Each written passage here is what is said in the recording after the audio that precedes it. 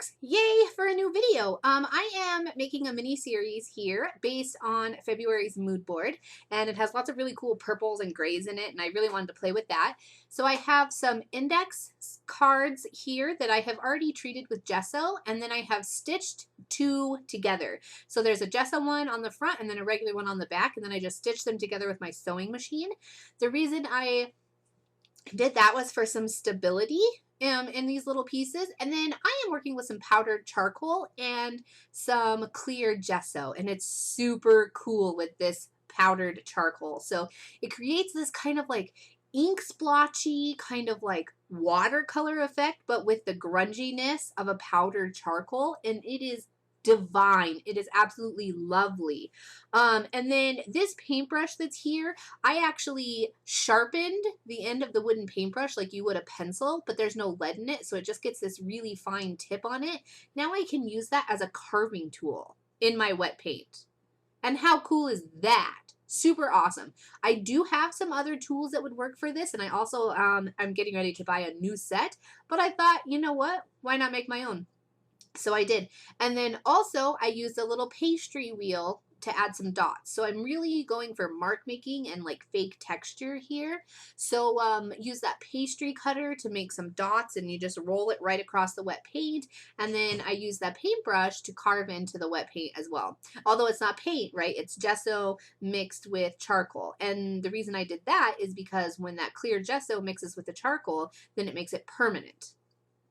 Now I'm using my Stabilo Woodies, and they're like these really big, fat kind of crayons, and a little bit more high-end than Crayola, I would say, but comparable to Lyras and other things like that. So I'm just using them. Whoops. Oh gosh, my phone just vibrated right off the desk. Sorry about that.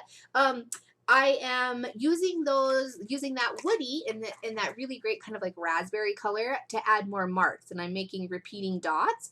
And then now I'm using a water brush to activate the Stabilo. So it is water activated, and it will never be permanent unless you seal it. So don't forget that if you're going to use these woodies. They do have a really fabulous texture to them, and they actually work really well over dark colors too. So that's kind of cool. But I activated those with some water, and then I heat dried that. And now I've got out my black Stabilo Marxall, and I'm kind of sporadically circling some of those Stabilo dots. And it's not anything specific, just a little more texture and sort of grunginess. And if you're familiar with my work, you'll know that I really love masking tape. So I have some masking tape here, and I have masking tape in all sizes, and I probably have way more masking tape than I'll ever need. But I love it, so I have it.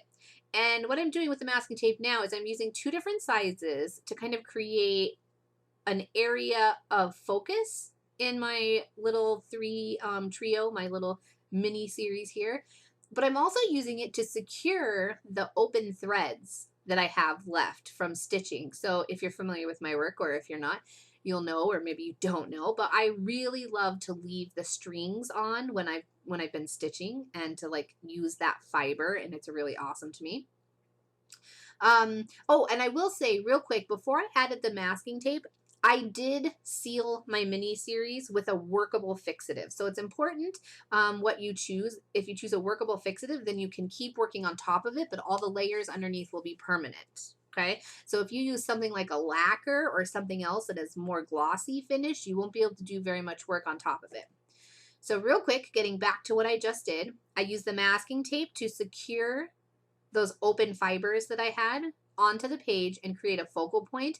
And then I also colored around the edges of the masking tape with the Stabilo Marxall, and I wet it with my pen, with my water pen. And then now my masking tape has this sort of like grungy kind of cool shaded effect to it. So you can see all those close-ups at the beginning of the video, and I'll pop a couple more at the end. Then I used the Unwild Studio Potty People stencil and a Zig pen to create those two super cute little, well, potty people images on the right card.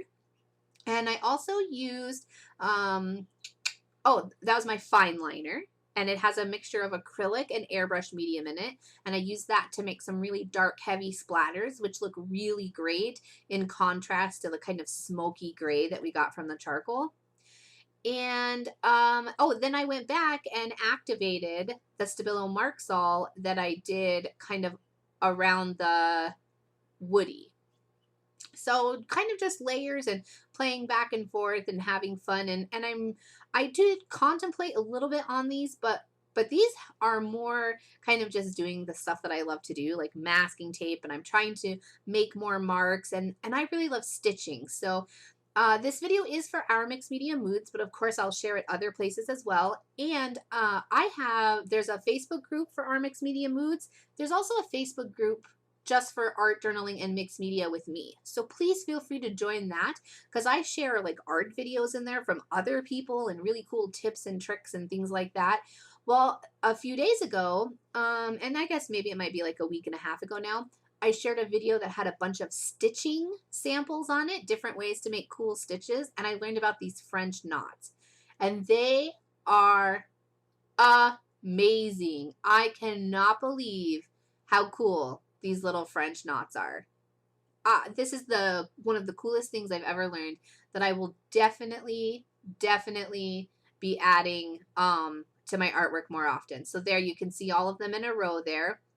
And that was probably my husband's hand or Gabe's hand up there. That looked kind of funny, 3 hands.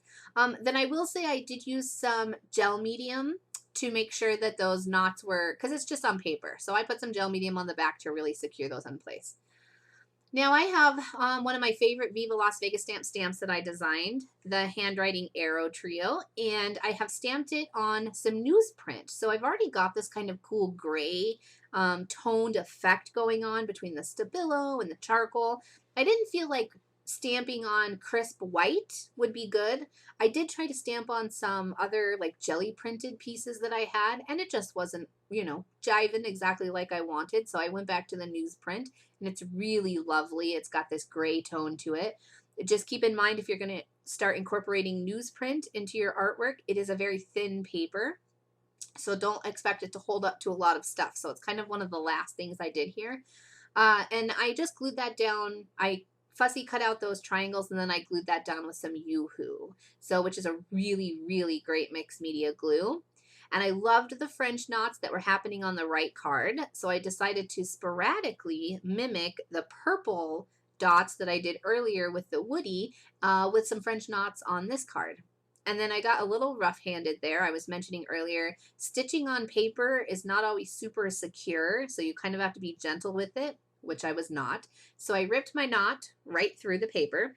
It's okay because I have gel medium to the rescue. So what I'm going to do is just thread my thread back on, pop my French knot through the top where it goes, and I'm going to gel medium everything down, and it will dry and it will be permanent, and it looks like it was excuse me, looks like it was all hand stitched onto the paper anyways. So don't fret.